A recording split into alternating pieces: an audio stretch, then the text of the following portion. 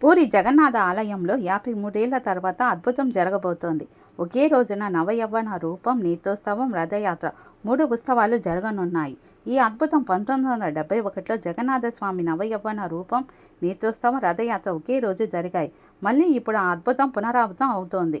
దాంతో ఆలయ అధికారులు 1971లో వేడుకలు నిర్వహించినట్లే అన్ని కార్యక్రమాలు చేపట్టాలని నిర్ణయించారు. సాధారణంగా రథయాత్ర సమయంలో జగన్నాథునికి నవయవ్వన అవతారం, నీతోత్సవం, గోప్య సేవలు నిర్వహిస్తారు. ఈ 3 వేడుకలు వేర్వేరు రోజుల్లో జరుపుతారు. కానీ ఈసారి ఇవన్నీ ఒకే రోజున జరగడం ప్రత్యేకత. జూలై 7న ఘోషయాత్ర చేపట్టి 6వ తేదీన అర్ధరాత్రి నుంచి జగన్నాథుడు, బలభద్ర, సుభద్ర, సుదర్శనులకు సేవలు మొదలవుతాయి. తెల్లవారుజామున 4:30 గంటలకు పురుషోత్తముని నవయవ్వన రూప అలంకారం, తర్వాత రత్నసింహాసనం పైన ఉదయం 7:30 గంటలకు నీతోత్సవం, అనంతరం గోప్య సేవలు చేపడతారు. అదే రోజు ఉదయం 11 గంటలకు రథాలు ప్రతిష్ఠ చేస్తారు.